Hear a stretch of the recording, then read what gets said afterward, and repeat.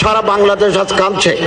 ধর্ম মন্ত্রণালয়ের নির্দেশনায় বাংলাদেশের গ্রামে গঞ্জে শহরে বন্দরে সব মসজিদে আমাদের ভাই জনাব শরীফ ওসমান হাদির জন্য দোয়া, খতমে কোরআন, জিকির আজকার সম্পন্ন হয়েছে।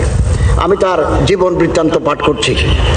1993 সালের 30 জুন ঝালকাঠি জেলার নলছিটি উপজেলার জন্ম নেওয়া কবি শরীফ ওসমান হাদি বাংলাদেশের স্বাধীনতা ও সার্বভৌমত্বের প্রতীক হয়ে উঠেছেন।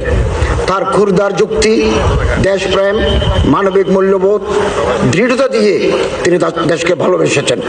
জান দেব কিন্তু জুলাই দেব না, এই স্লোগান বুকে ধারণ করা হাদি ছিলেন গুম, খুন ও বাংলাদেশের মানুষের গণতান্ত্রিক অধিকার কেড়ে নেওয়া ফ্যাসিস্ট আওয়ামী লীগের বিরুদ্ধে জুলাই পরবর্তী সবচাইতে তীব্র কণ্ঠস্বর।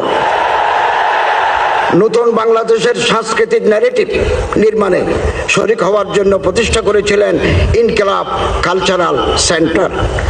বাংলাদেশের সার্বভৌমত্ব বিরোধী খুনিরা 12 ডিসেম্বর দুপুরে জুমার নামাজের পরপরই তাকে গুলি করে 18 ডিসেম্বর 2025 রাতে সিঙ্গাপুর জেনারেল হাসপাতালে শাহাদত বরণ করেন বীর ওসমান হাদি। ওরা ওসমান হাদিকে নিশ্চিহ্ন করতে চেয়েছিল, আর ওসমান হাদি হয়ে উঠলেন আমাদের সবচেয়ে বড় প্রতীক স্বাধীনতা এবং সার্বভৌমত্বের।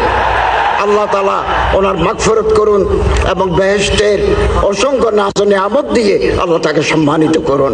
আমিন।